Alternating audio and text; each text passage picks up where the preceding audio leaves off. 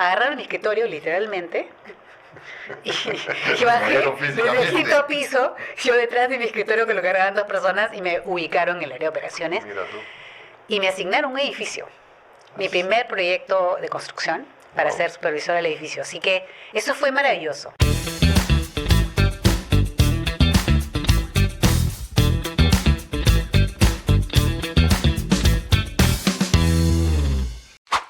Hola, ¿qué tal? ¿Cómo están? Bienvenidos a un nuevo episodio de Liderazgo sin Secretos. Como saben, en este podcast entrevistamos a gente exitosa. Entendemos por gente exitosa a personas que son felices haciendo lo que hacen y siendo lo que son, que es muy importante.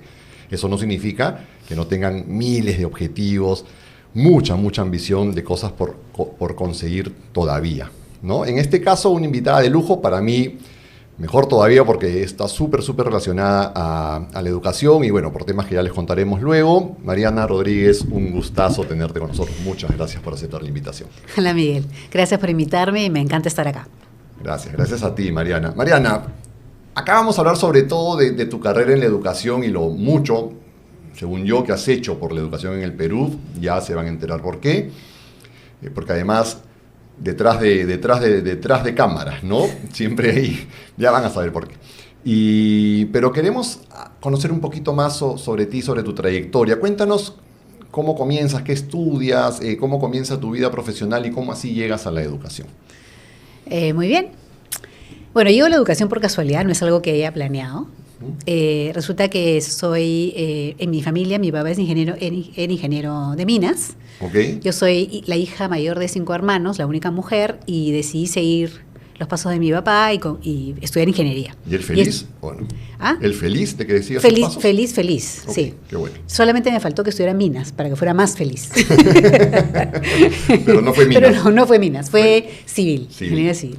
Entonces estudié civil en la Universidad Católica los primeros años y ahí me trasladé a la Universidad de Missouri-Rolla, que se llama ahora Missouri Science and Technology. Terminé mi carrera y me vine de regreso a Lima y acá en el año 80. En el año 80 estabas de vuelta acá. De vuelta acá, lista para empezar mi vida profesional. Recién graduada, feliz y pensando, realmente tengo que recordar que en ese momento yo pensé que mi futuro estaba en construcción, en la construcción de... Me encantaba la idea de construir edificios, carreteras. ¿Pasó por tu mente quedarte allá a trabajar? No, para nada. Clarísimo Era clarísimo que yo regresaba y que iba a trabajar en Perú y quería ser ingeniera. Okay. Y me veía en la construcción. Claro. Pero llego a Lima y empiezo a trabajar en Nuevo Ingenieros. Okay. Y mi primer día de trabajo llego a la oficina a presentarme en mi primer día de trabajo. Estoy en la recepción y me encuentro con un chico en las mismas condiciones que yo, recién graduado de la universidad, en su caso Georgia Tech, de Ingeniería Civil, que empezaba a trabajar ese día.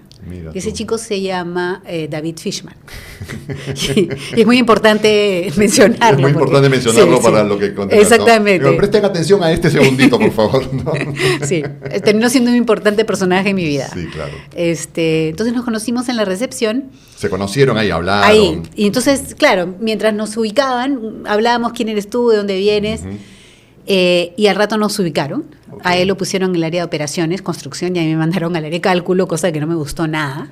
Okay. Esta es la parte un poco graciosa y que de alguna manera refleja mi carácter un poquito rebelde, que es de que a mí no me gustaba que me llevaran a cálculo, que me hubieran mandado a cálculo, que era un estereotipo, pues no la mujer no va a ir a una construcción, entonces obviamente... O sea, yo como mujer no voy al campo, no voy al campo, entonces me mandaron de frente a estructuras, a una oficina, donde supuestamente hacíamos los cálculos para los proyectos, y eso es lo último que yo quería hacer. Correcto. Yo quería estar abajo en operaciones. Entonces, todos los días me escapaba y me iba abajo a ver qué estaban haciendo en operaciones. Aprovechaba que había conocido a Idil y un poco que lo trataba de ver qué están haciendo. Al poco tiempo me llamaron a la oficina de Alfredo Novoa, que era el dueño de la compañía, y dije, uy, qué vergüenza, qué va a decir mi papá. Seguramente me van a botar de este primer trabajo por haber abandonado mi posición. Pero no, lo que hicieron fue decirme, oye, hemos observado que a ti te encanta estar ahí abajo en operaciones y bueno, pues agarraron mi escritorio literalmente y bajé desde el quinto piso, yo detrás de mi escritorio que lo cargaban 2 personas y me ubicaron en el área de operaciones. Mira tú. Y me asignaron un edificio. Mi primer proyecto de construcción para ser supervisora del edificio. Así que eso fue maravilloso, me encantó. ¿Y era realmente lo que esperabas? Y yo dije, sí, esto es lo que yo quiero. Me encargaron digamos, el edificio era mi proyecto. Yo me encargaba de ver que esto avanzara bien y de hablar con el cliente. Okay. O los clientes. Y estaba súper contenta. Dije, esto es lo que yo realmente quiero, y me veía haciendo eso el resto de mi vida. Pero ¿qué pasa? En esa oficina Alfredo Novoa había comprado una Radio Shack modelo 1, esas computadoras de la época de los años 80, sí, con floppy disk, ¿ya? Claro. Donde grababas la información en floppies. Y la tenían en una caja porque no tenían la menor idea de qué hacer con ella. Entonces Alfredo Novoa, que realmente era una persona bien visionaria de su época, dijo, ustedes que han venido, porque David y yo estábamos de escritorio a escritorio, pues, ¿no? Okay. En operaciones. Mi escritorio aterrizó al lado del escritorio de David. Entonces, ustedes dos que han venido a Estados Unidos seguramente saben de estas cosas. Claro. Acá está esta computadora que me he comprado, esta computadora personal, la BioShack. A ver qué hacen con ella. Y después del trabajo, David y yo nos quedamos en la oficina, abrimos la caja, la enchufamos, agarramos los manuales, porque en esa época no había cursos de computación en ninguna parte. Nos autoenseñamos a programar, a usar el sistema operativo. A sí, ese nivel. Nosotros, sí, solos, nos autoenseñamos y empezamos a programarle a la compañía, Alfredo, a la compañía Novoa Ingenieros, planillas automatizadas, control de proyectos, wow, en BASIC. ¿No? Claro, en BASIC. En BASIC. 10, 20, BASIC. 30. Alfredo estaba fascinado con nosotros. Claro. Claro, o sea, calculábamos exacto la cantidad de dinero que iba en los sobrecitos de los obreros al centavo, ¿no? Claro. Entonces ya sabían cuánto pedir al banco, ese tipo, o sea, y salían las boletas computarizadas, claro, en una de esas impresoras de huequito. Claro, de papel continuo. De papel continuo de huequito. Y tengo que reconocer que el que se dio cuenta de que esto era un futuro, y que había un futuro ahí, fue David, no fui yo. Yo estaba fascinada con aprender. Claro, con aprender. Con desarrollar digamos, a mí la parte que me gustaba era desarrollar los proyectos de programación. Y él se dio cuenta y dijo, oye Mariana, esto es ¿qué tal si nos salimos? ¿Cuánto tiempo tenían? Un año. Un año. Un poquito más de un año quizás. ¿Qué tal si nos salimos y hacemos una compañía de programación?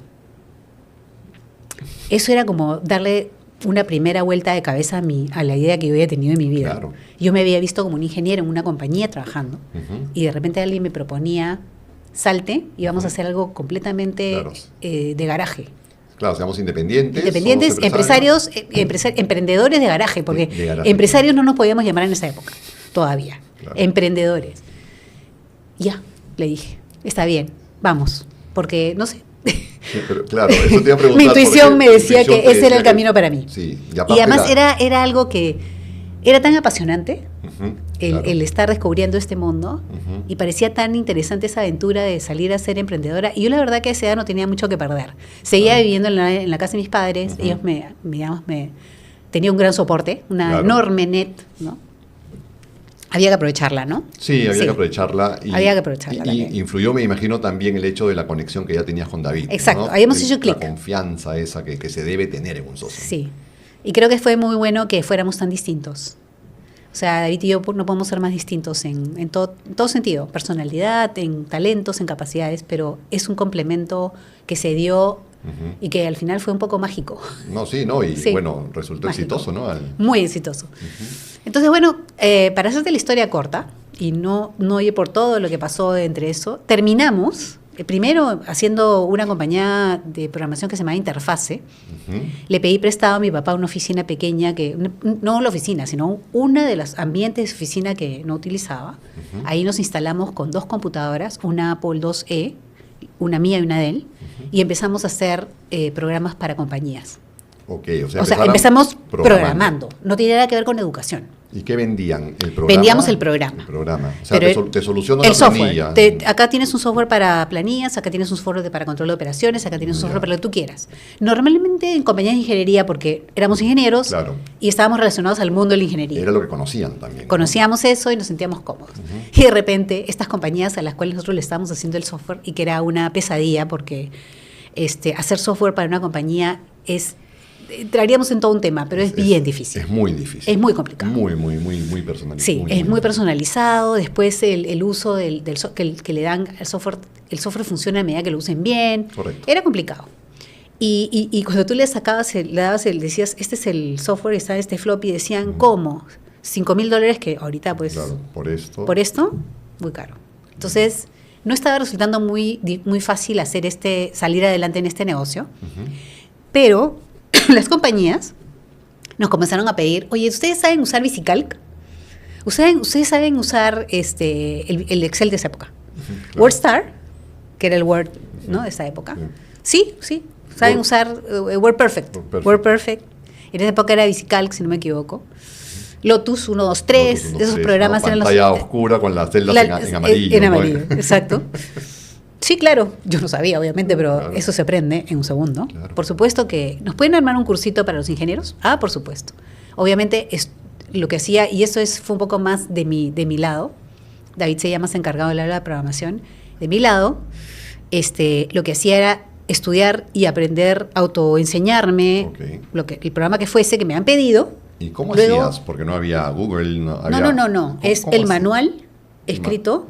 Ya. El manual impreso que decía de la página 1, how to, y yo seguía las instrucciones del manual y cómo se hace para hacer A, B, C en este programa. Claro, una programadora autodidacta. Autodidacta total, porque no tomé un solo curso.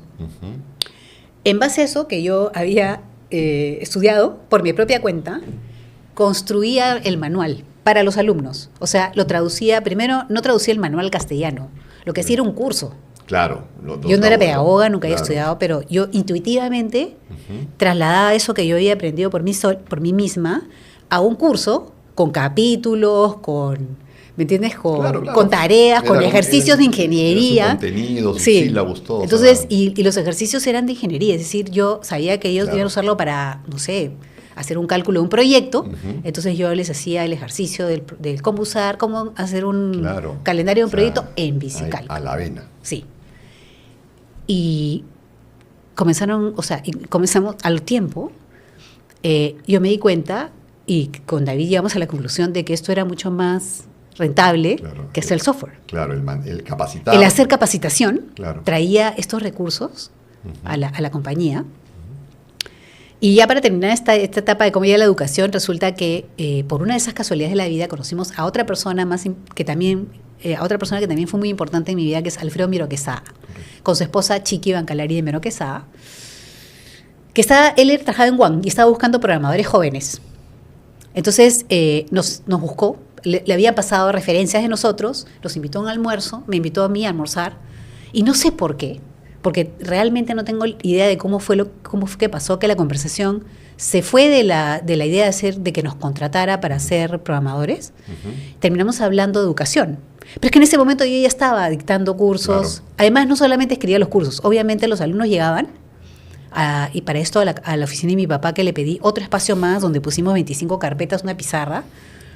Entonces los alumnos llegaban al aula, un aula, con pizarra.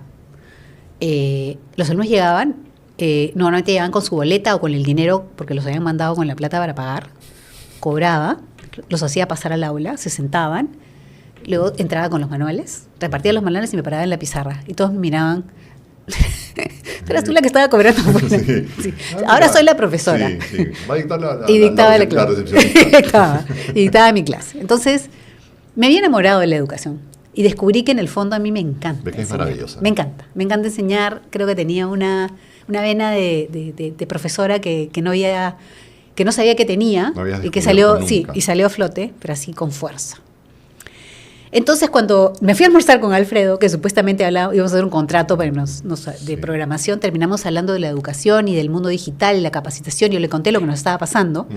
Y él me contó que tenía un proyecto que había estado buscando concretar, que era pedir una licencia para un Instituto Superior Tecnológico de Computación Informática. Okay. Pero había ido a hablar con muchos amigos y gente conocida y todos lo habían choteado.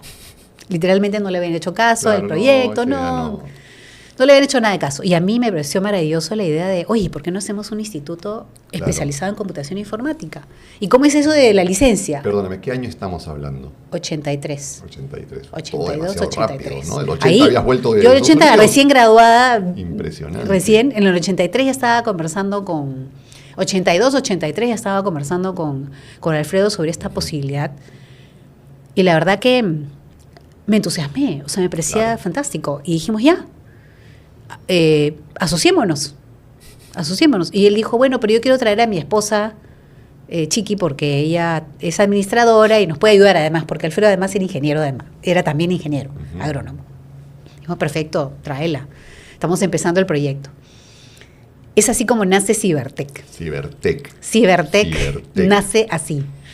Ese día no, porque ese día nació la idea de asociarnos y pedir una licencia. Y ahí empezó esta aventura de pedir una licencia al Ministerio de Educación para abrir un Instituto Superior Tecnológico de Computación Informática. Que era el primero. Uno de los primeros. No estoy segura que fuera el primero, pero uno de los primeros, la primera ola de institutos que no existían. Acuérdate que los institutos tecnológicos fueron creados en ese año. Nunca había habido. No es que sacamos una licencia a algo que existía.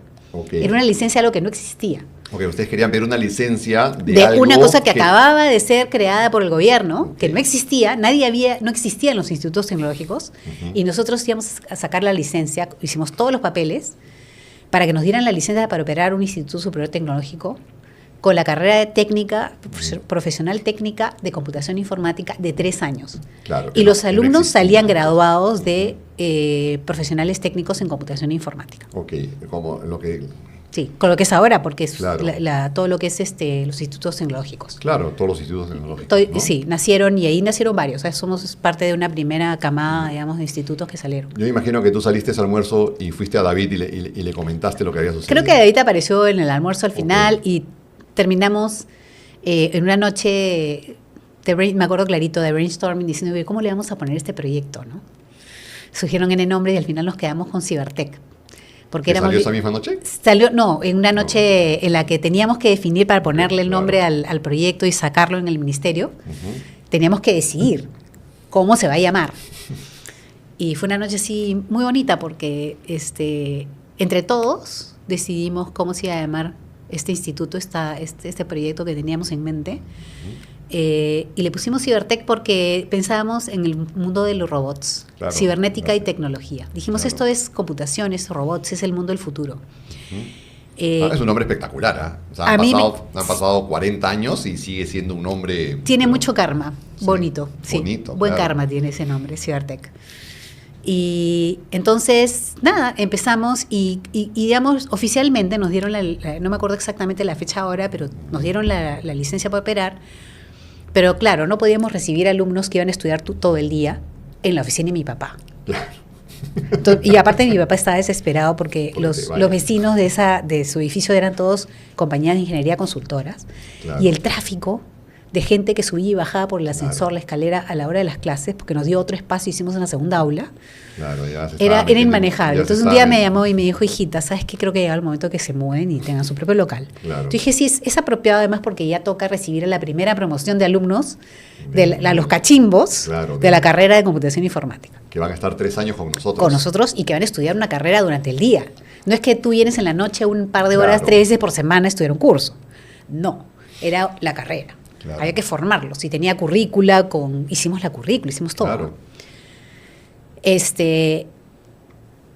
Así que tuvimos mucha suerte, encontramos este local que mucha gente reconoce cuando lo menciono porque han estudiado ahí. Sí, qué bueno. Que es Manuel Bañón 360 San Isidro, que fue el primer local de Cibertec. Y te cuento que hay mucha gente que ha pasado por Manuel Bañón 360 San Isidro y que ahora son gente que o estudió computación y después se volvieron gente en el mundo de la tecnología. Sí. o que fueron gente que aprendió a manejarse bien en el mundo de la tecnología gracias a nosotros. Sí, no, y después, o que fueron de niños en las vacaciones útiles. Claro, Sí. claro. O que después complementan sus estudios técnicos con una carrera profesional, pero con una base muy fuerte de tecnología. Claro. ¿no? Sí, buenísimo. Así que así fue como nace Cibertech, ahí sí que te puedo decir que esta visión de mi vida dio me volteó de cabeza, pues. Eso no era lo que yo tenía planeado en la vida. Uh-huh. Yo había había tenido una idea distinta y estaba completamente en otro rumbo, pero feliz porque siento que tuve la suerte, a esa edad, tan joven, a los 20 y tantos años, Increíble. tuve la suerte de encontrar mi propósito. Qué bonito. Mi propósito que era transformar la sociedad a través de la educación. Ese fue mi propósito. O sea, buscar que la educación fuera una forma de transformar a las personas. Quizás en este momento no estaba tan claro, Uh-huh. pero se fue aclarando en el tiempo.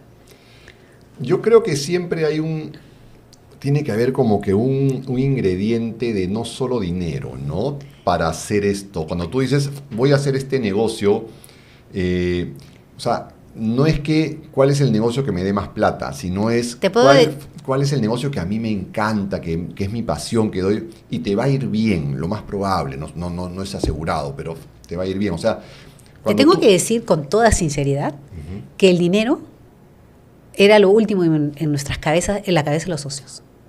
O sea, te puedo decir que era lo último de lo cual hablábamos. Uh-huh. Ahí estaba Chiqui para encargarse de que no nos fuéramos a la bancarrota. Claro.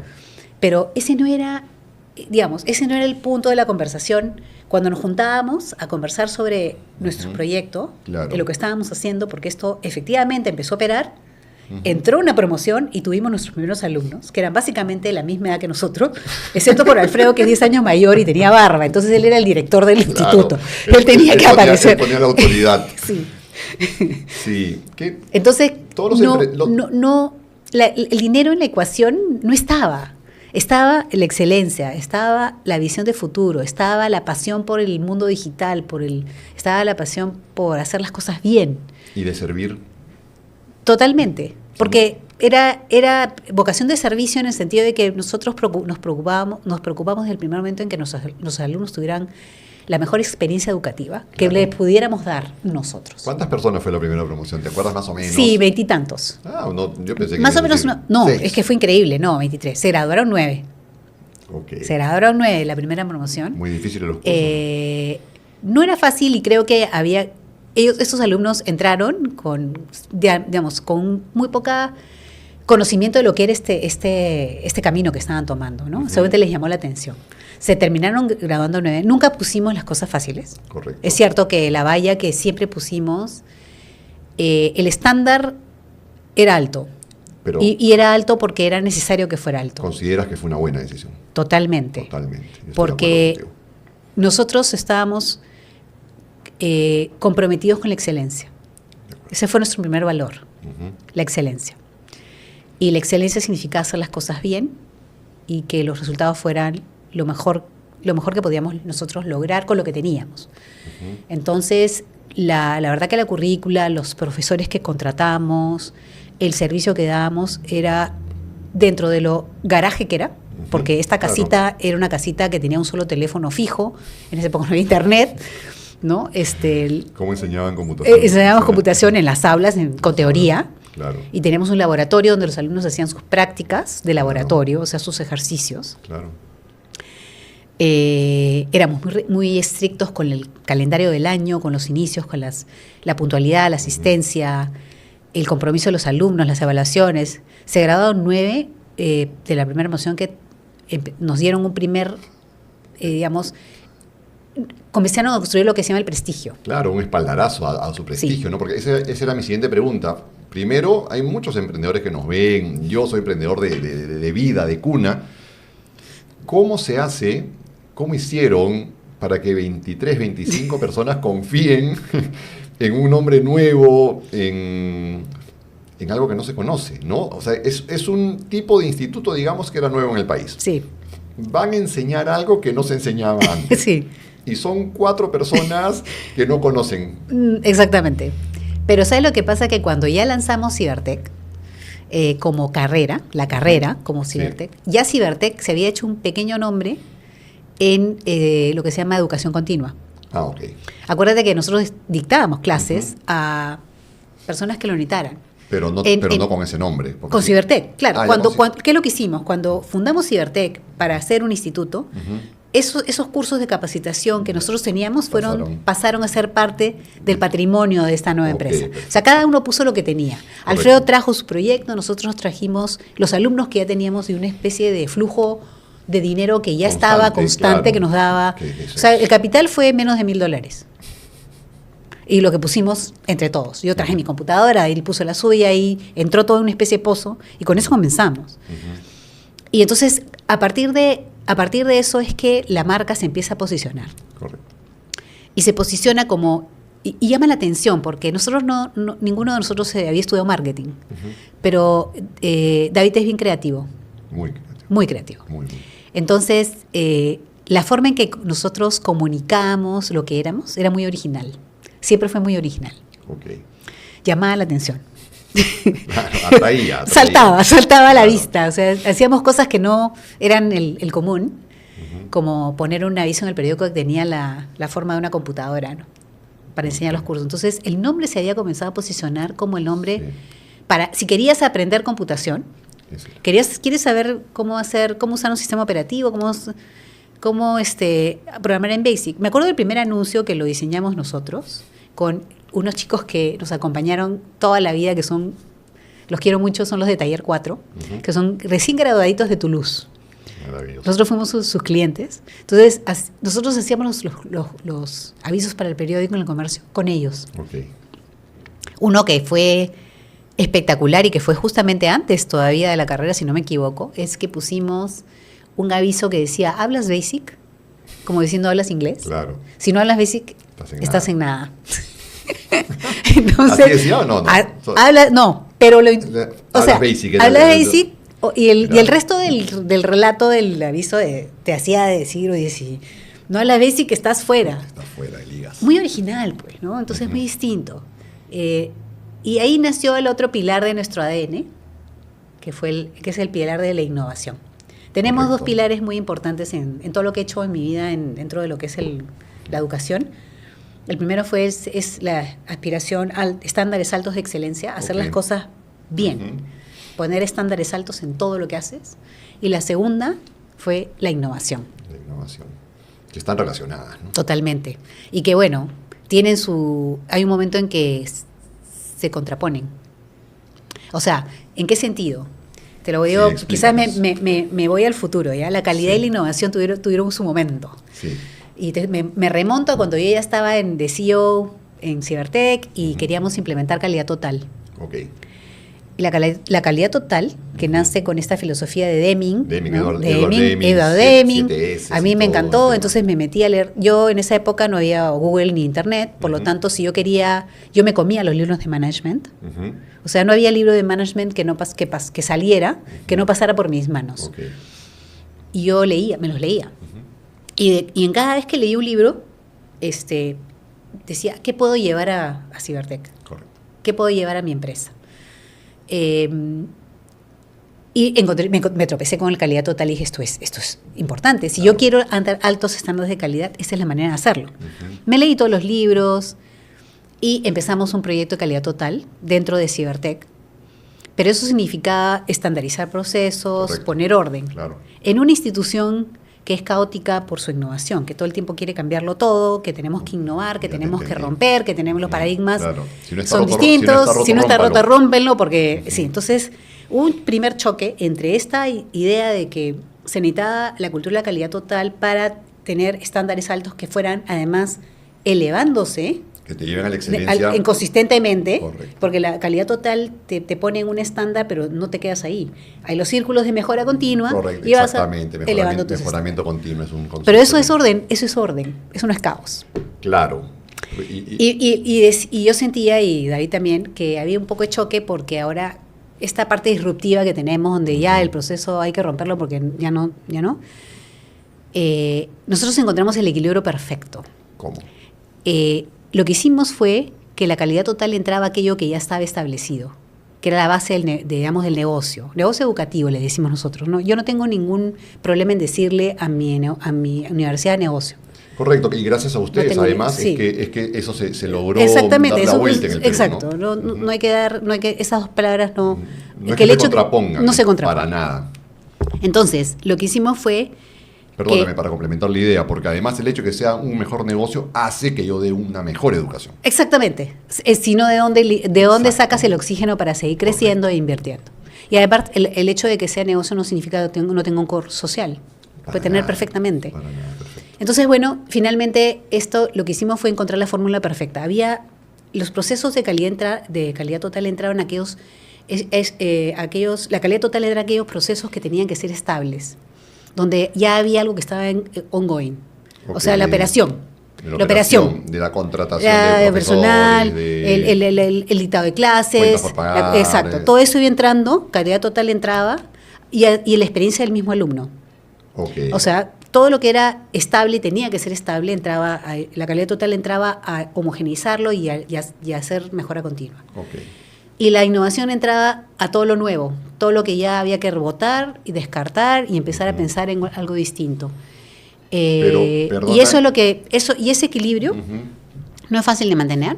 Para nada. Para nada, pero si lo logras, hacer que funcione y que conversen, es fantástico, te lleva lejísimos, como nos llevó a nosotros. Claro. Sí. Pero va a haber procesos estables. Voy a salir un ratito de la trayectoria porque me interesa y me da curiosidad esto.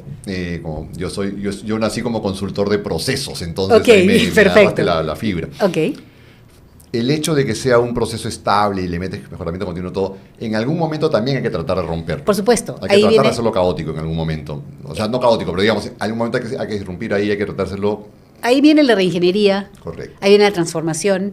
O sea, de hecho, los procesos no están escritos en piedra. Y creo que es importante que uno sepa que una de las grandes, que es muy importante mantenerte siempre flexible. Claro que sí. O sea, que lo que haces funciona en el momento, pero estar abierto siempre a la posibilidad de que termine no siendo útil, ya relevante para el futuro. Y entonces tienes que ser capaz de descartar eso que funciona súper bien y que sientes que es algo familiar, pero tienes que tener la fuerza suficiente como para decir, bueno, ok, pero este es el momento de no cambiarlo un poquito, sino de descartarlo por completo. Página en blanco. Y comenzar de cero. Página en blanco. Algún proceso en sí. Perfecto. Página en blanco.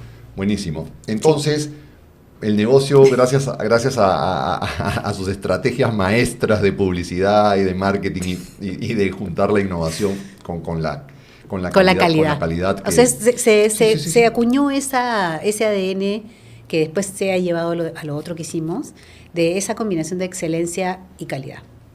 ¿Cuántos años pasan hasta que ustedes dan un siguiente paso gigante? Primero tengo que decirte que no fue tan fácil salir adelante porque tú recordarás que los 80s no fue la década más fácil para el Perú. Y no era fácil tener un instituto de computación con apagones, con racionamiento de luz. Y con inseguridad absoluta. ¿No? Aparte de Manuel Bañón, estaba bastante cerca en Manuel Bañón estábamos en una zona residencial. Tuvimos que comprar un grupo electrógeno, tuvimos que negociar con los vecinos cuándo lo podíamos prender o no porque sonaba un montón. Tuvimos que, recuerdo muchas veces de Amanece Bomba, donde venían a buscar las bombas y nosotros, los socios, éramos los que entrábamos a decir por dónde tenían que buscar y qué era lo que sí era familiar y qué es lo que era extraño. Claro.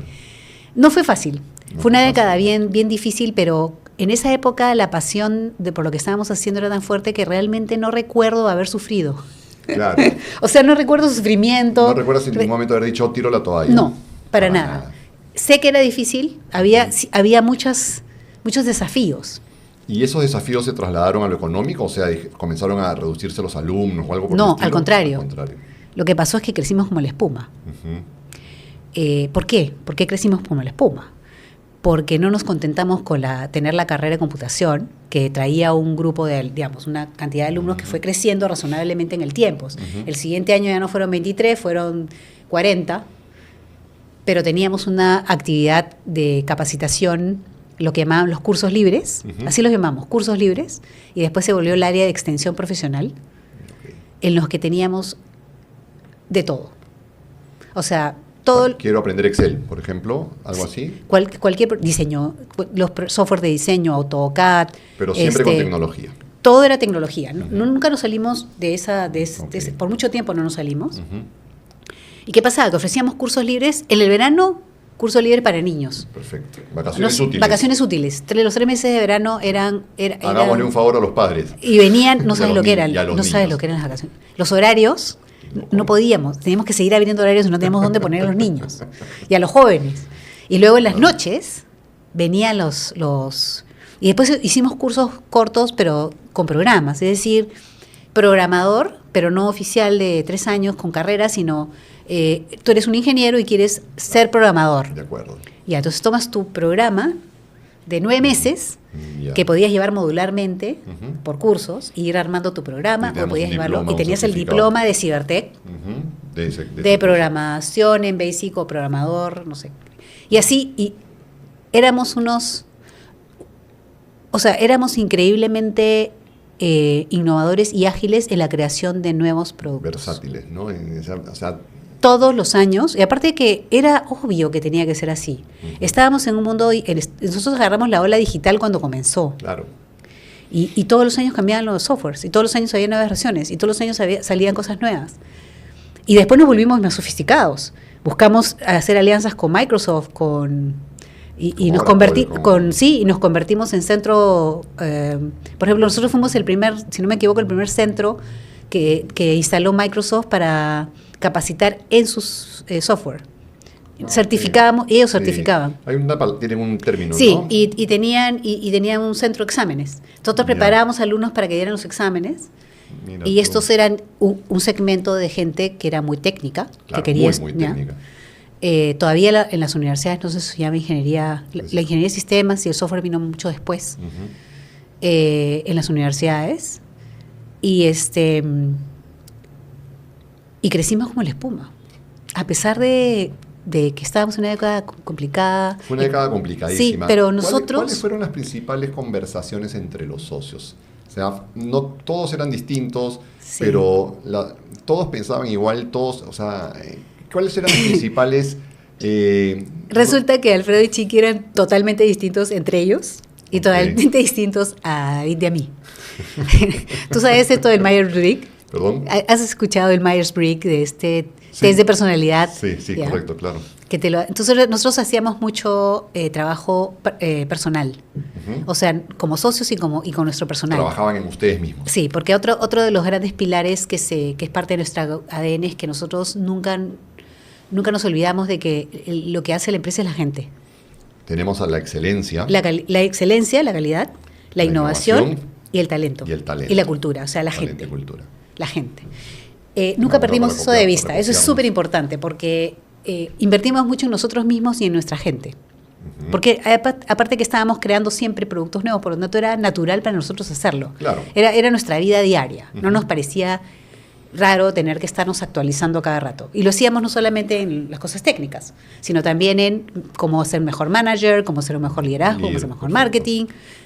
Era parte de todo esto. Entonces, y permíteme decir que estamos hablando en una época, no la de ahora, que es pan de todos los días. Perdón, estoy hablándote de libros, de irte a estudiar a un curso afuera. O de traerte el libro de afuera. ¿Quién viene para que me lo traiga? En inglés y no en castellano. Claro, etcétera. no había en castellano. Ese tipo de autoestudio, ¿no?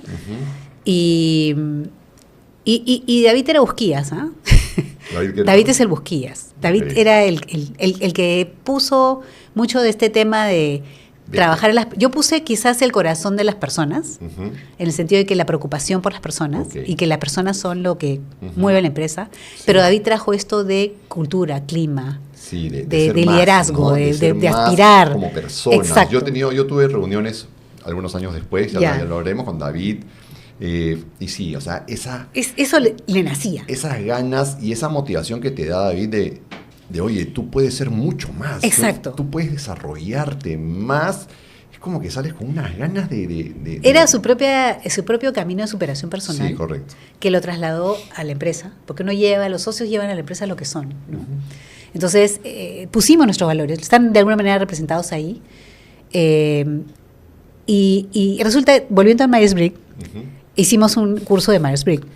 para toda la empresa, ¿no? Y los 4 socios terminamos en los 4 grupos diferentes. Yo soy NTJ y David es NTP, y no me acuerdo de Chiqui Alfredo, pero Claro. Entonces resulta que era la combinación perfecta. Creo que el éxito, si puedo decirte que en parte tuve suerte porque encontré socios que compartían valores, o sea, en que los valores compartidos eran muy similares y muy sólidos. Pero creo que el éxito de nuestra sociedad, porque las sociedades lamentablemente se truncan, se rompen, se resquebrajan, ¿no? Entonces, creo que la razón por la cual nuestra sociedad perduró tantos años, más de 30, 35, casi más de 30 años en realidad, es porque pusimos unas reglas como una especie de constitución, como una especie de carta magna de comportamiento. Era muy sencilla. Cosas como, por ejemplo, nadie patea el tablero. Acá decidimos, pero nadie se puede levantar de la mesa y tirar la puerta. Okay. Acá decidimos, y es deber de las personas convencer al que no está de acuerdo, al que tiene alguna duda, es deber de los otros convencerlo de que ese es el mejor camino. Correcto. Y el tiempo que nos tome. No necesariamente todas las decisiones tienen que ser unánimes. No, pero la persona tiene que ceder. Correcto. No podía tirar la puerta, irse, no podías... Okay. O sea, por lo menos tenía que decir, háganlo. Ok, está bien, no soy muy de acuerdo, pero ya, entiendo. Pero no, siempre, y eso ocurría porque la persona entendía que habíamos hecho el mayor esfuerzo para explicarle nuestra posición. Correcto. O sea, había una regla. Y porque además, si 3 personas que yo admiro, porque uno se debe asociar a gente y que admira. Y quedaba uno y decía, pero si ellos 3, y probemos. Y al final siempre era prueba y error. Beneficio de la duda, por lo menos. Por último, déme el beneficio de la duda. Correcto. Esa era una regla bien importante. La otra regla, por ejemplo, era nada de parientes. Claro. Acá no entra ni un solo pariente. Ni tío, ni primo, ni contratado. Ni de alumno. No, de alumno sí. Era la única excepción. Pero ni de profesor, ni de empleado, ni de proveedor. Acá no hay parentesco. Ni de proveedor. Acá es el mérito. Acá es el mérito. Pero un pariente puede haber tenido el mérito de sí, pero dijimos pero no. Mejor no. Mejor okay. No hagamos esto, no pasemos, no pongamos el pie en esa línea. Mejor. ¿Cómo le dices a tu primo que su producto no está bien? Sí, es una es línea complicado. Es un problema en el que mejor no te quieres meter. ¿Para qué te vas a meter? ¿Para qué te vas a sí. meter? ¿No? Miguel, pero ¿cuál es el problema de que yo contrate a un primo para empleado de mi empresa, de mi emprendimiento? No. Porque cuando no te guste y tengas que despedirlo y la esposa esté embarazada o sea, la única excepción era que eran Alfredo y Chiqui que estaban casados, pero que eran los socios. Pero o se divorcian o esto no continúa. Esa regla fue muy importante. Y creo que fue importante mantenerla. No te digo que no se rompiera en algún momento, pero yo creo que la verdad que fue muy raro y fue temporal. Claro. Por una situación nada más, pero no empleado fijo. Y así como esas hicimos unas reglas que permitieron una especie de carta magna de conducta que nos permitió llevar una situación de sociedad que por momentos se volvió complicada, pero no te puedo decir que no nos hemos peleado, que no nos hemos molestado, que no hemos sentido fastidios, pero siempre se solucionó. Es un matrimonio casi. Yo siempre, cuando me preguntan a mí la importancia de ser socio, tú sabes que yo aconsejo mucha gente, trabajo con gente, ¿no? Con emprendedores, gerentes, directores, y cuando, por ejemplo, un gerente que esté en sus 40 y tantos, llegando a 50, si ya está pensando en un posible retiro dentro de algunos años, o 50 y tantos, voy a hacer un emprendimiento, pero lo voy a hacer con tal y tal amigo, o tal primo, pero que no conozco, no sé, ¿qué me aconsejas? ¿No? Le digo, bueno, mira, la sociedad es como el matrimonio, pero en el matrimonio hay amor. Exacto. O sea, en una sociedad ni siquiera hay amor. No. Al principio... ¿no? Hay entusiasmo y interés compartido, una especie de visión compartida. Correcto, quizás, ¿no? Sí, y hay que ir, igual que en el matrimonio, hay que ir creciendo y construyendo. Pero yo siempre les digo, en el matrimonio tu aguante puede ser mayor o tu entendimiento, tu comprensión, algo porque hay amor de por medio. En una sociedad no hay amor. Bueno, en el tiempo sí, A ver, sí, se construye una relación de confianza, de respeto, de cariño, que es difícil de describir al que no ha tenido socios tantos años. Sí. Es casi como, o sea, es familia, es sangre ya, casi como sangre. Y la verdad que esa carta magna hizo que pudiéramos siempre resolver nuestras diferencias. Y de hecho, yo que soy una persona que toda la vida he tenido que trabajar mi aversión al conflicto, porque yo quería que siempre las fiestas se lleven en paz. Le tenía un poco de miedo al conflicto, es algo que trabajé en mi coaching. En mi coaching aprendí que el conflicto es necesario. Es absolutamente necesario. Es bienvenido. Es necesario, es bienvenido. Pero yo no, yo quería evitarlo. Yo quería que todo el mundo estuviera contento y feliz. Eso era en época en que todavía no había trabajado esa parte de mi desarrollo personal. Claro. Yo traía la armonía. Y te ponía mal. Me ponía muy mal. Y yo traía la armonía, ¿no? Traía ese deseo de restablecer la armonía. Pero la verdad que es muy, muy bonito porque, como te digo, cada uno trajo algo distinto a esta fórmula química, que resultó ser Cibertec y luego la UPC. A eso quería llegar. Años después fundan UPC, que fue una revolución. ¿Qué tal salto? Sí. Esa fue una revolución para el sistema educativo, creo yo, por lo que comentaste hace unos minutos, ¿no? Que ustedes, o corrígeme si no estoy en lo correcto, fueron los primeros en tratar de decir una universidad sí puede ser un negocio. Exacto. Sí puede tener fines de lucro y tenemos que hacerlo así para ser cada vez mejores. Y crecen y se van a una casita al final de primavera, ¿no? Es la primera sede. No, la historia de UPC, a ver, después de muchos años, UPC nace la idea de UPC nace al inicio de los 90s, ¿ok? Ya cuando empieza el primer gobierno de Fujimori, ¿ok? Ya pasó esta década difícil, los 80s. En 92 capturan a Ismael Guzmán y ahí comienza a mejorar mucho. Comienza la economía a mejorar. Nosotros ya teníamos un local propio, habíamos pasado el momento de decir nos vamos o no nos vamos del país. Y en el momento en que todo el mundo se iba, nosotros decidimos comprar el primer terreno para Cibertec en Prolongación Primavera, allá donde está ahora UPC. Correcto. Ahí hicimos un primer local de Cibertec. Sí, claro. Compramos un terreno de 5.000 metros cuadrados, nos endeudamos, compramos este terreno y comenzamos a construir y construimos los primeros pabellones de Cibertec. Sí. Ahí funcionaba Cibertec Cerquezán. Sí, sí conozco ahí. Perfectamente. Entonces, bueno, estábamos en Cibertec, pero ¿qué pasó? Que nosotros hacíamos mucho proceso de visionamiento y estrategia. O sea, siempre fuimos a pesar de ser una empresa de socios que ya nos sentíamos familia, nos comportamos como corporación.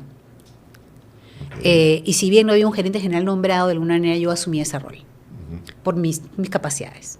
Entonces teníamos un manejo muy profesional de la empresa y hacíamos estrategia, hacíamos visión, hacíamos planeamiento, todo andaba indicadores, todo. Y en esos procesos de planeamiento hacíamos también estudios de mercado y sondeábamos la situación y el entorno. Y descubrimos que de cada 3 alumnos que venían a Cibertec, postulaban, que en esa época ya teníamos más de 1.000 alumnos, por decirte. Uno quería estudiar la carrera de computación corta. Había dicho, yo quiero ser profesional técnico. Pero 2 venían de haber estado tratando de entrar a la universidad por mucho tiempo y venían de haber dicho, esta es mi segunda opción, ya no. Ya me cansé de intentarlo, no lo he logrado. Pero hubiera querido ser la de 5 años. Y gente muy preparada para ir a la universidad, pero que decidió que finalmente no había forma, no había entrado a ninguna universidad. Después de 2 años de intentarlo, terminaban calando en Cibertec, optando por esta opción. Entonces, hay que explicar que en esas épocas habían exámenes de admisión que era 2 veces al año. Exacto. Nada más. Hay que remontarse a esa época en los 90s donde había muy pocas universidades privadas. Todas eran societarias, mejor dicho, asociativas, ¿no? Sin fines de lucro. Sí. No habían crecido mucho. La oferta para en esa época la participación, o sea, de cada 10 alumnos jóvenes que salían del colegio, 1 o 1,5 terminaban estudios superiores. Correcto. Contando instituto y universidad. El resto se quedaba con su secundaria y con eso no había oferta. No había oferta. Y la oferta pública era también difícil. Y además estaba muy desprestigiada y muy mala por el tema del terrorismo. Exacto. Las universidades prácticamente públicas casi no funcionaban. No funcionaban. Funcionaban para otra cosa, digamos. Y las privadas no educaban. Tenían una oferta muy limitada, la mayoría concentrada en Lima. Sí. Entonces, ¿qué pasaba? Llegaba mucha gente. La gente que entraba a la universidad privada, la verdad de las cosas, era la que veía los mejores colegios. Correcto. Porque ¿quién iba a pasar el examen de admisión? Si no era... Totalmente. Examen de admisión lo pasaban los que tenían el dinero primero para haber tenido una educación muy buena en el colegio y haber hecho la academia en el verano o todo el año. Había que hacer la academia para entrar a la universidad. Así es como yo entré a la Católica, haciendo la academia. Entonces, ¿qué pasa? Que nos dimos cuenta, mirando lo que estaba pasando en nuestra realidad, que la oferta universitaria era muy limitada. Y que había mucha demanda insatisfecha de educación superior universitaria. Y dijimos, oye, ¿por qué no? Otra vez nos dijeron, están medio locos ustedes, ¿no? Pero, ¿y por qué no hacemos una universidad? Te tengo que decir que en esa época no había habido una universidad nueva por... Sí, claro. No me acuerdo cuántos años, pero sí, claro, décadas. Habría que ver ese dato, ¿no? Hay que décadas. Si aseguramos cuándo fue la fundación de la última universidad antes de la fundación de la fundación. Décadas, probablemente. Y por ahí que alguna pública, pero privada, décadas, ¿no? Entonces, y ahora, o sea, le pregunté yo, ¿cómo hacemos? Alfredo era el que siempre sabía, el que se leía el peruano, y sabía todo. Alfredo era como el experto en regulación de educación superior. Okay. Claro, él siempre sabía, él es el que se trajo este primer proyecto, él es el que siempre sabía cómo se hacían las cosas. Entonces dijo, no, para hacer una universidad nueva, el Congreso tiene que darme una ley. Ok, ¿cómo hacemos que el Congreso dé una ley? Hay que convencer a suficientes congresistas, claro. Hay que presentarles una propuesta para que un proyecto de creación de una universidad, hay que convencerlos para que lo pongan en el pleno, voten y nos aprueben la creación de la universidad. Ajá, eso es lo que hay que hacer. Ok, contratamos un estudio de abogados. Claro. Paréntesis. En una vida paralela, yo soy trujillana y mi papá y mi hermano, Daniel, y yo, fundamos un instituto que se llama el Instituto Tecnológico del Norte en la ciudad de Trujillo.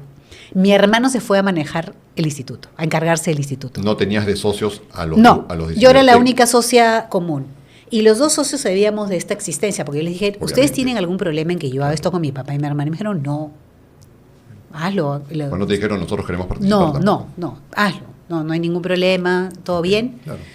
Entonces, Cibertec nace y también nace un instituto en el norte que se llama el Tecnológico del Norte. ¿Ya? Entonces, estos dos institutos crecen igual cada uno en Lima, el otro en Trujillo. Y cuando surge esta idea de hacer una universidad, ya éramos amigos, pues, ¿no? Obviamente, después de tanto tiempo. Yo era el vínculo. Claro. Entonces dijimos, oye, vamos a contratar un estudio para las dos grupos educativos. Y creemos una universidad en Lima y una en Trujillo. Cada uno la suya. Entonces la universidad se va a llamar otra vez esa noche mágica en la que decidimos que este proyecto se iba a llamar Universidad Peruana de Ciencias Aplicadas, claro. Y la otra Universidad Privada del Norte. Hubo sus momentos mágicos, no románticos. Así y UPC también es bien kármico. Sí. Y eso que le quitamos el A. Te iba a preguntar, dijimos no suena. ¿Por qué no iba simplemente porque no suena? No suena. No suena. La UPCA. ¿Quién va a decir UPCA? No, ya no importa. UPC nomás. UPC de Ciencias Aplicadas, pero UPC. No nos importó dejar descolgada la... Claro. Y pusimos UPC. O sea, más emoción y romanticismo que razonamiento, digamos, ¿no? Porque... Sí, no hay que guiarse por el libro de que tienes que poner la última. ¿Quién dice que hay que poner la última letra? A nosotros, los innovadores disruptivos, nos va a decir que tienes que poner la última letra. ¿Hay reglas? No. Entonces salió la UPC. Entonces, ¿qué pasó? Que dijimos, oye, ¿cómo se hace? Entonces vino Alfredo y dijo, no, hay que hacer esto. Entonces, ya, contratemos un... No, ahí fue cuando... Sí, yo dije, oye, vamos a hacer el proyecto juntos, cada uno el suyo, pero contratemos un estudio de abogados. Y contratamos un estudio de abogados.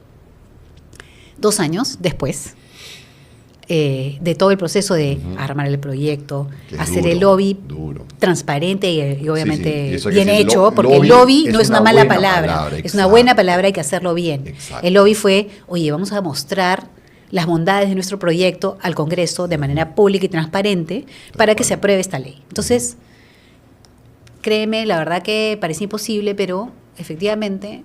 si no me equivoco, fue el 3 de enero de 1994, salió publicado en El Peruano la creación de la Universidad Peruana de Ciencias Aplicadas con sus primeras facultades de comunicaciones, administración y arquitectura, si no me equivoco.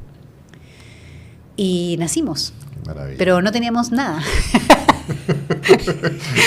Entonces, ¿qué teníamos? Resulta que habíamos dicho, bueno, ¿y ahora dónde va a ser la universidad? Entonces decidimos comprar los 5.000 metros cuadrados de terreno que estaban atrás de Cibertec, que estaban desocupados.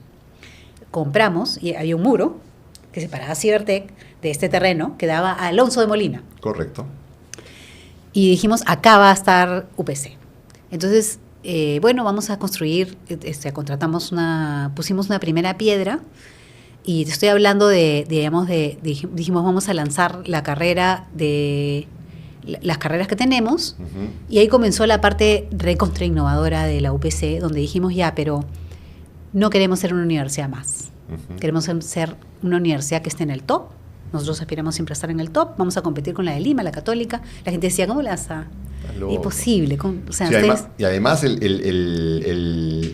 digamos, el posicionamiento, no que ustedes querían dar, sino que se dio al principio, era acá vienen los que no entraron a las otras. Exacto, y aparte, ¿UPC qué? ¿Qué vas a competir con la de Lima, la Católica, parecía la imposible, Pacífico? ¿No? Parecía imposible, claro.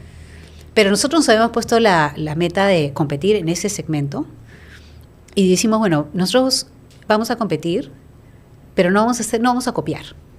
Gran error es copiar, no copien. No hay necesidad de copiar a la competencia. No hay que plagiar, ni copiar, ni creer que hay que hacer lo mismo que hace el otro. Que por último, ni siquiera es ilegal. Pero no es conveniente, decir, ahora voy a hacer algo nuevo, pero voy a copiarme lo que hace el otro. Si te quieres diferenciar de verdad, no es copiar y hacer alguna modificación. No. Tienes que nacer con un modelo totalmente distinto. Entonces, la verdad que la UPC nació como algo bien diferente. Sí. David tuvo mucho que ver porque él dijo, él se fue con un grupo a Estados Unidos a buscar cuál es el modelo educativo de educación superior más moderno que hay. Uh-huh. Y encontró una universidad muy chiquita que se llama Alverno, donde estaba naciendo la educación por competencias y el aprendizaje activo y el profesor facilitador. Uh-huh. Y dijimos, ese va a ser nuestro modelo. La UPC va a nacer como una universidad con educación por competencias, con aprendizaje activo y el profesor facilitador y el alumno protagonista de su aprendizaje. Por eso es que uno de los eslogans de UPC es protagonista de tu aprendizaje. Claro. Entonces, así nacimos. Y esa innovación del modelo como modelo de enseñanza, muy diferente a lo que había, sí, se trasladó a todo, absolutamente a todo lo que hicimos. Desde cómo marketeamos, cómo recibimos, cómo son las aulas, cómo es la biblioteca, cómo es todo. Hasta los horarios, ¿no? Horarios. Fueron pioneros en clase de 3 horas, no habían clase de 3 horas en las universidades. Otra cosa, nota 13 para aprobar, que nos dijeron están mal de la cabeza. Ustedes son nuevos y encima van a poner una barrera de entrada del alumno. Es que lo que pasa es que si queremos que nos vean exigentes, tenemos que, como nuevos, tenemos que ponernos un estándar más alto. Correcto. Fuimos, por primera vez, una universidad se le ocurrió hacer comerciales en la televisión. Sí. Y por primera vez una universidad tocó la puerta de un colegio, que fue lo más importante. Eso es lo que te Eso fue clave. Para mí fue clave eso. Esa fue la clave, porque las universidades sacaban sus exámenes de admisión en marzo. Uh-huh. Comenzaban a publicar el orden alfabético. ¿Qué día te tocaba tu examen? En febrero, más o menos, o en abril, en febrero o marzo, para que des los exámenes. ¿Qué día tocaba tu matrícula? Inscribirte para el examen de admisión. El examen y tenías era un solo una día fecha, una sola hora. Si ese día te levantabas el estómago, no entrabas a la universidad. Exactamente. Entonces nosotros fuimos a los colegios y les dijimos, ¿les molestaría abrirnos la puerta para mostrar una nueva propuesta de educación superior, universidad que se llama UPC?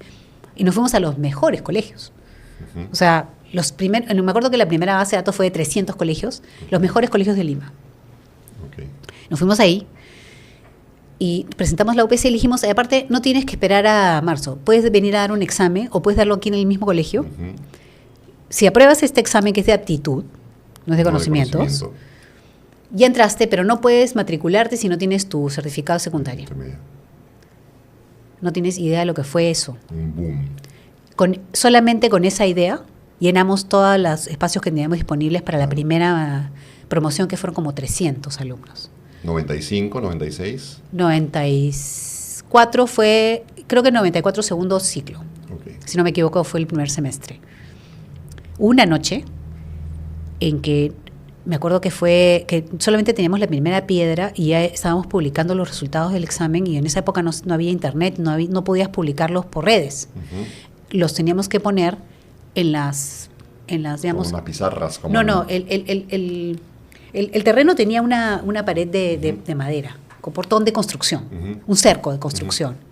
Y había una puerta de construcción y estaba digamos, las casetas de la constructora, y donde iba a estar el primer pabellón, el pabellón A. Uh-huh. Ya que muchos lo conocen, el pabellón A del campus Monterrico. Uh-huh. Entonces pusimos los padrones, uh-huh, de quienes habían entrado. Claro, se imprimen y se pegaban ahí. Sí, se imprimían y se pegaban ahí oficialmente. Esa noche casi nos tiran el cerco abajo. ¿Por qué? La cantidad de gente, o sea... Qué locura. Querían saber si había más, porque si había más admisión, si podían dar otro examen, si... Claro. No, es que fue alucinante. Yo casi nos tiran el portón abajo de entonces dijimos, oye, esto realmente es cierto, hay una demanda enorme. Yo estoy hablando de chicos que son chicos que, digamos, de los mejores colegios. Y tengo que decir que una de las razones por las cuales decidieron, creo que tuvimos también, creo que cuenta muchos, es otro personaje muy importante en nuestras vidas, que es Lucho Bustamante. Correcto. ¿Qué pasa? Que la universidad no tenía prestigio, entonces, pensando en la estrategia, dijimos que la única manera de tener prestigio es tener gente de prestigio. Correcto. Y no podemos ser nosotros. Seguíamos siendo muy jóvenes y muy desconocidos. Y además, asociados a Cibertech, por lo tanto, y en esa época se pensaba que los institutos pues eran como que Claro, otro... era otro nivel, ¿no? Otro nivel. Sí. No me poquito ahorita. Sí. Un nivel distinto, entonces no podíamos figurar nosotros, y entonces dijimos, bueno, ¿cómo logramos dar una imagen de prestigio y de seriedad para que los alumnos se atrevan a apostar por nosotros? Y sobre todo los alumnos no, los papás se atrevan a apostar por nosotros. Entonces tuvimos el atrevimiento de ir a buscar a Lucho Bustamante y decirle si quería ser el rector de la universidad. Y yo siempre le digo, Lucho, pero ¿cómo aceptaste? Le digo, claro, te agarramos con la defensa él baja, era ¿no? ex senador, Claro, una era persona senador. conocidísima, ¿no? Muy bien conectado. No, vio igual que usted. Sí, un prestigio. Iba a dar su nombre a una universidad desconocida, obviamente ¿no? Que recién empezaba. Y yo le digo, Lucho, ¿y por qué aceptaste, no? Entonces me dijo, mira, la verdad, primero porque ustedes me parecieron personas muy serias. Segundo, ¿cómo iba a rechazar la oportunidad que me estaban dando de crear una universidad? Era mi sueño. O sea, era su sueño también. Y eso fue lo que dijo, lo que lo hizo aceptar. Es decir, estoy entrando a un sitio en el que me siento cómodo con la gente que me está invitando, y además es mi sueño. Esa es la gran oportunidad de mi vida. Qué importante. Aceptó. Qué importante es cuidar el prestigio, ¿no? Qué importante es crearte un prestigio, tener un prestigio. Y no ponerlo en cualquier, o sea, no cederlo ni regalarlo, es no negociable. No negociarlo, no. Hay cosas no negociables en la vida porque no sabes cuánto va a depender muchas oportunidades de la vida de tu prestigio. El prestigio tienes que cuidarlo como una joya, ¿no? Sí. Es tu joya más preciada. Realmente. Tu prestigio y tu reputación. Sí, claro. ¿No? Eso. Lo tienes que cuidar como la joya más preciada que tienes.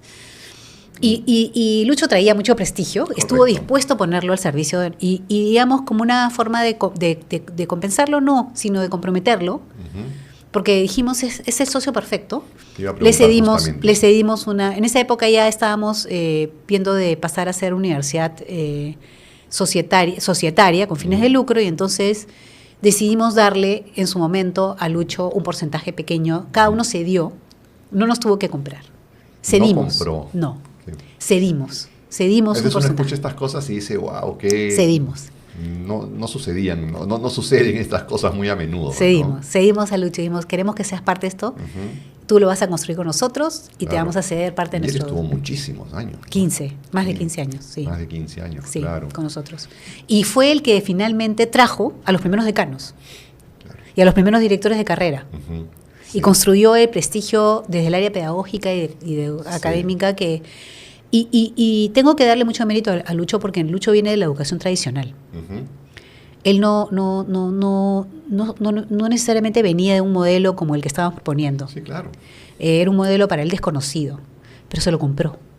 ¿Le gustó? Se lo compró, Sí, se lo compró. Vio lo que compró. era una solución. Dijo, esto ¿no? es, o sea, esto es un modelo distinto. Y él fue el que acuñó la frase, no estamos aquí para hacer otra universidad más. Claro. ¿Ves que eso lo lograron, no? Sí. Ahora, yo no lo digo de fuera. Yo entro a trabajar a UPC el año 95. Sí. Como profesor a tiempo parcial, me llama Carlos, mi primo, y me dice, oye, Miguel, hay una nueva universidad y quieren contratar profesores jovencitos. El 95 yo tenía 24 años. Sí, es que necesitábamos profesores jovencitos porque los profesores mayores no querían hacer modelo.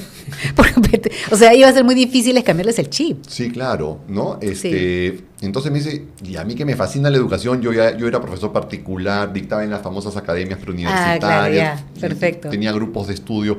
Dije, me encanta, vamos, pero tengo 24 años, tengo que enseñar primer ciclo, ¿no? Me dijo, sí, vamos a ver. Y fuimos a una primera reunión y éramos ahí, hasta ahora, ¿Te acuerdas? gente conocida, que sigo conociendo, ¿no? Que seguimos frecuentándonos de vez en cuando, y fuimos a una reunión con David. Y David nos mira y vemos a David pues entrar, ¿no? Y nos dice un momentito, y nos pone una grabación y pone sonidos de la naturaleza, ¿no? Entonces éramos 10 chicos de 25 años mirándonos así durante 3, 4 minutos, sonidos de la naturaleza, y nos comienza a explicar de qué trata el proyecto. Y nos vende el proyecto. Nos vende. Yo decía, o sea, al tercer minuto yo ya firmaba. Yo decía, qué maravilla. Es que o sea, la idea era una idea era maravilloso, bonita. Era maravilloso. Y además, un cambio bien radical a la forma en que se educaba y en esos tiempos, donde el alumno no pintaba mucho, ¿no? Además, Mariana, a quienes nos gusta la educación, sí, y a quienes nos gusta la rebeldía en algún sentido, la sí, innovación, el romper para construir de nuevo, era el entorno perfecto. Era el entorno perfecto, sí, ¿no? Y todavía nos dice que nos va a meter a una serie de capacitaciones donde tenemos que poner de nuestra parte, porque era un número de horas que dictabas y había un número de horas que tenías que ir a revisar cómo estabas dictando con calidad educativa. Ese concepto de calidad educativa lo creamos nosotros también. Sí, creamos, no existía en las universidades, en los departamentos de calidad educativa. No existía. Lili, me acuerdo, Lili Galván fue la pionera de la calidad educativa. Lili Galván, sí. Entonces nos reuníamos y claro, había que dictar una clase que te la grababan, exacto, ¿no? Te la grababan y después tenías que ir a sentarte con alguien a ver tu grabación con una vergüenza terrible. Y te corregía y te decía, mira, acá tienes 40 segundos que no volteas y no miras al alumno. Exacto. Le estás mirando la pizarra. Y yo, sí, pues tengo que escribir, ¿no? Tengo que hacer algo. No. Entonces te daban técnicas, te daban tácticas. Y algo así, no lo recuerdo tan claramente, pero creo que un sábado al mes teníamos que ir toda la mañana a talleres, pero que eran gratuitos para nosotros. Por supuesto. Nosotros hacemos capacitación gratuita hasta ahora. O sea, los profesores de la UPC no es que entran, tú te contratan y ya empiezas. Tienes que pasar por la capacitación. Eso es... Yo no sé si en esa época en las universidades pasaba eso, pero me da la impresión de que contrataban al profesor y lo ponían a dictar. Sí. A mí me da la impresión de que era así. Nosotros dijimos, no, los profesores tienen que pasar por estos talleres, que no te voy a enseñar a ti lo que tú vas a enseñar. No, pero te voy a enseñar a enseñar en este modelo y a llegar al alumno y a lograr el aprendizaje. En estos talleres nos hacían dividir el cerebro en cuatro partes, y cada una de las partes tenía obviamente una característica distinta. Y te decían hacer tu clase de 3 horas en bloques de 15 minutos y decir qué parte del cerebro estabas activando en cada una. Entonces era un trabajo intenso, obviamente, a quienes no somos estructurados, detestábamos esa parte, ¿no? De decir, pero, claro, ¿por qué tengo que hacerlo así? ¿Por qué tengo que hacerlo así? Y lo único que te pedían era que cuando tú sumabas todo, por lo menos había una activación de cada una de las partes del cerebro. Entonces, tú estás explicando algo, mucho razonamiento, estás activando tal y tal parte. Ahora cuenta una historia. Exacto, ahora cuenta una experiencia tuya, exacto, activa la otra parte del cerebro. Otra parte. Ahora cuenta una historia ficticia, o haz que él se imagine la historia, otra parte. Claro. Entonces, haz una pregunta y espera que la otra persona conteste. Y toda esa... Eso es parte de nuestra... Así nacimos. Por eso es que ese modelo en la UPC no es tan replicable. Por eso es que es tan difícil replicarlo, porque nosotros sí nacimos así, mientras que en otras universidades lo tuvieron que construir y luchar contra estos parámetros culturales. Copiar de alguna manera, pero ya se volvió un mainstream. La verdad que se volvió algo mainstream, algo, digamos, que que es suyo. Había que adoptar. Sí. Pero no era fácil, porque ¿cómo haces que un modelo tan radicalmente distinto entre a una plana docente completamente tradicional? Sí, y nosotros nos movíamos, los profesores, me refiero chibolos, éramos chibolos, hacíamos juegos. Yo me acuerdo que tocaba clase la noche Halloween, y había que hacer algún juego para no tener clase. Siempre fuimos bien lúdicos. Sí, claro que bien sí. Lúdicos. Y yo, para ir cerrando esta maravillosa entrevista, que nos quedaríamos una hora más, te digo que yo le agradezco, porque yo ahora me dedico a hablar. Yo tengo el maravilloso regalo de la vida de trabajar hablando, y yo creo que, si no el 100, el 90, el 80, lo aprendí ahí. Ay, qué bueno, Miguel. Lo aprendí, me parece maravilloso. Lo aprendí ahí. No, sí, de verdad, y te lo digo de corazón, lo aprendí ahí. Y David me decía, con esto, Miguel, y alguna gente, ustedes pueden hablar, aprendan algo y lo van a hablar, ¿no? Lo van a decir, lo pueden enseñar.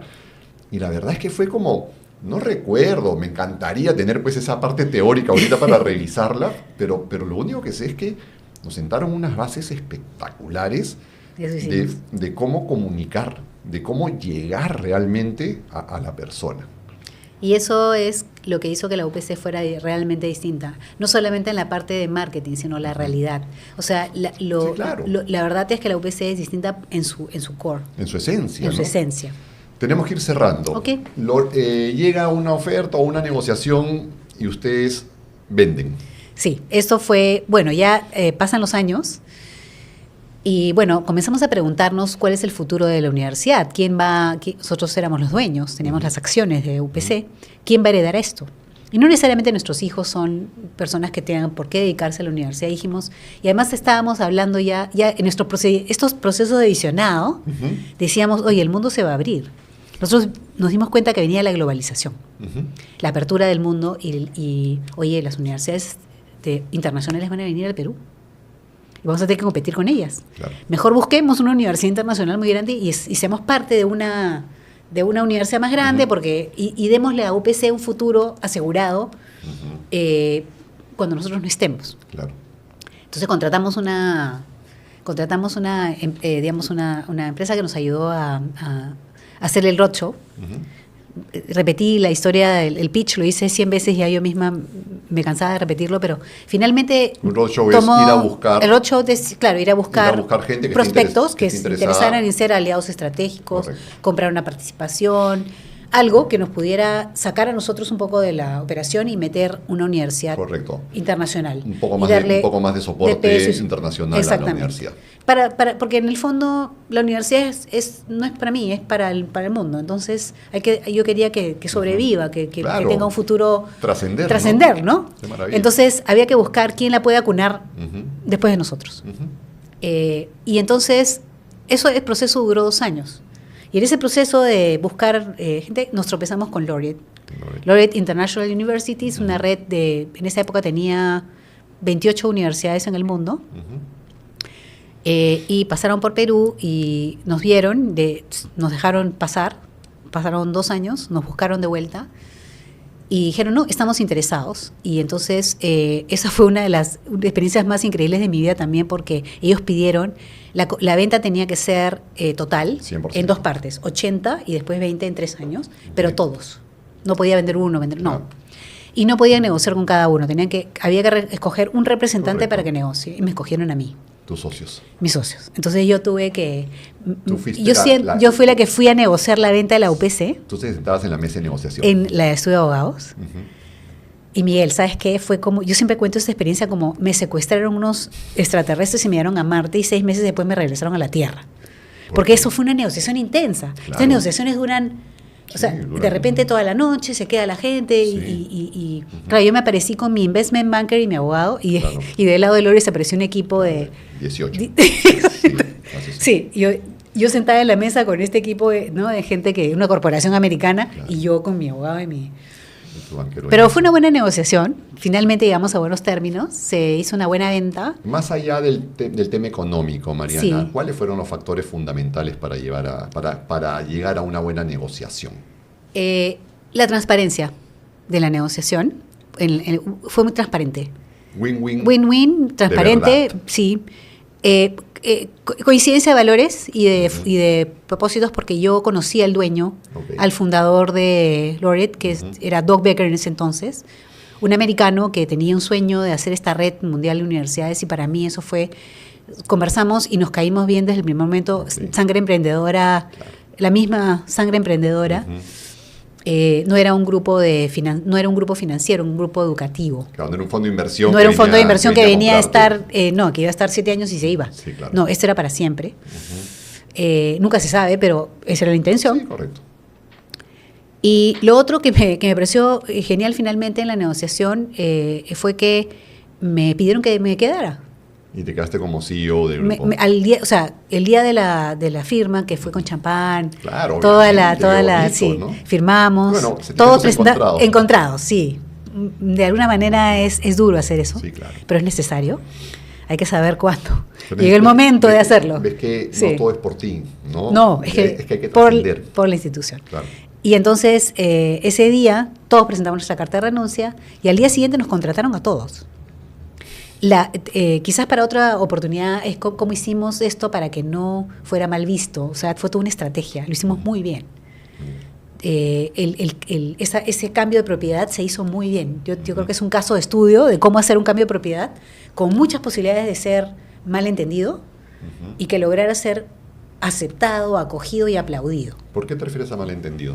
Se están vendiendo los americanos, ya no son ustedes, ¿quién va a hacer cargo de la universidad? Okay. ¿Qué va a pasar con nosotros? Nos van a abandonar, los empleados nos van a despedir. Claro. Todos esos temores podían surgir.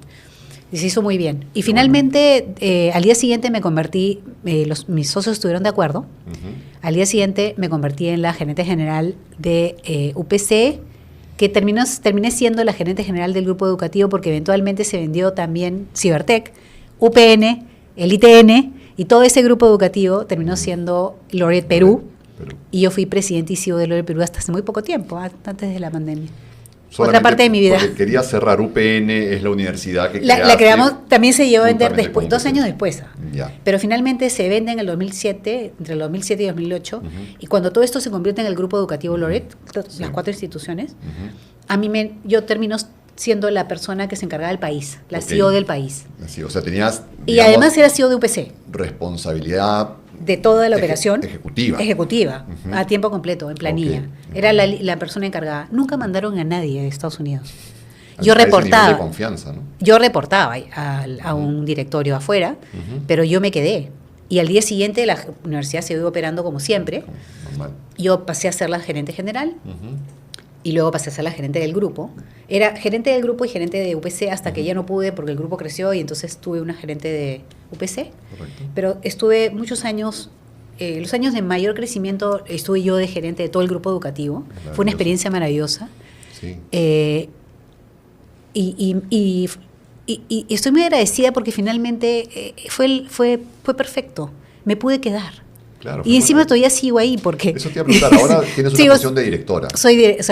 Cuando se formó el directorio, me nombraron presidente del directorio hace unos años, y luego cuando pasó a ser un directorio independiente, o sea, tenía que haber más independientes, yo me quedé como directora de Laureate dentro del directorio, y cuando finalmente renuncio en mayo del 2019, dije, ya llegó el momento, 40 años de haberme graduado de la universidad y de haber hecho vida profesional, dije, me toca jubilarme del cargo ejecutivo, correcto, no de la vida profesional, pero sí de ser ejecutiva con tanta responsabilidad. Renuncio y me dicen quédate en el directorio, claro, y ya como ha pasado un tiempo razonable, ahorita estoy como directora independiente de la UPC. Claro. Así que sigo feliz, vinculada. ¿Y tienes algún comité a cargo? ¿Tienes alguna? Sí, soy presidenta del Comité de Gobierno Corporativo. Bueno, algo me encanta. Que no te gusta mucho. Y sostenibilidad. Y sostenibilidad. O sea, perfecto. Qué maravilla. Sí. Y ahí estás. Ahí estoy. Sigues con el mismo entusiasmo. Sí. Y bueno, hice muchas cosas más, pero claro, eso ha sido lo principal en mi vida. Tengo que decirlo, sí. Mariana, qué maravilla escuchar tu trayectoria, tu historia, y estoy seguro que todo lo que viene va a ser igual de interesante. Sí. Yo, como te digo, me encanta porque yo fui parte del usuario de lo que ustedes hicieron. Profesor pionero. Sí, profesor pionero, fuimos ahí varios. Estuve 16 años enseñando en la UPC como profesora a tiempo Tenemos parcial. poca rotación, tú sabes, de gente en general. Sí. Me imagino. Nuestra rotación es baja. Sí, además, bueno, pioneros también en crear las carreras como que conjuntas. Sí, administración y marketing, exacto. Administración y finanzas. Esa fue una idea nuestra. Administración y contabilidad. Exacto. ¿No? Que yo entré a la escuela de negocios, no se llamaba escuela de negocios en ese momento, pero enseñábamos eso, ¿no? Claro. Así que nada, mi agradecimiento no solo por esta entrevista, sino por haber creado eso que yo siento que a mí me dio la base para... Qué maravilla, me encanta saberlo. No sabía esa historia. Favor, con mucho gusto. Ha sido un gusto. Ha sido un placer, Mariana. Permíteme despedir. Te voy a entregar antes de despedir. Hemos creado El Diario de un Líder. El Diario de un Líder es un libro que queremos que lo uses para que reflexiones. Queremos invitarte a la reflexión, que yo sé que ya la haces. Hablábamos de nuestras rutinas de las mañanas. Sí. ¿No? Acá tienes mucho espacio para escribir, para pintar, para dibujar, y tienes preguntas que te inviten a la reflexión, ¿no? Yo te lo regalo con muchísimo cariño. Gracias, me encanta. Te voy a pedir que lo abras en cualquier página que tengas alguna pregunta y la leas, por favor, Puedes pasar a la siguiente. Estoy sin lentes. Estás sin lentes. Yo te leo la pregunta, entonces, si quieres. Aquí. Tú léeme la pregunta semanal. Yo porque tengo los lentes a la mano, ¿no? Porque tampoco veo. ¿Cómo he manejado la gestión del rendimiento y el reconocimiento de mi equipo? Qué bonita pregunta. Qué bonita pregunta. Remontémonos, no sé si a tu función como directora, sino cuando eras CEO, ¿no? Claro, cuando yo era CEO, yo como te digo, una de las cosas que finalmente terminaron siendo parte del ADN y por eso el eslogan de la UPC es Exígete, innova, calidad e innovación, pero detrás de eso y como en el corazón está la gente. Y nuestra gente siempre ha sido muy cuidada y siempre ha habido muy buen clima, engagement. Yo me sentía muy orgullosa cuando hacían los estudios de engagement o de clima laboral y salíamos pues muy bien, ¿no?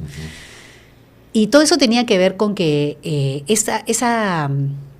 ese cuidado del talento que tú tienes, desde el momento en que lo traes y eres muy cuidadoso a quién invitas a estar parte de tu organización, desde el momento en que le buscas el espacio donde se van a poder desarrollar todo su potencial, desde que creas un entorno donde se sientan motivados a entregar lo mejor de sí, desde que creas un espacio de confianza y de innovación donde no está bien equivocarte y está bien hablar y creas una organización horizontal donde todos somos parte de un mismo equipo, como una familia. Todo eso fue creación de cultura. Y dentro de toda esa estrategia, digamos, de talento, cultura y clima, estaba el reconocimiento. Siempre tuvimos actividades de reconocimiento al personal. Hasta ahora tenemos todos los años los diferentes premios que se dan. Sí. Algunos son muy típicos, como por ejemplo cumplir los 10, 15, 25 años.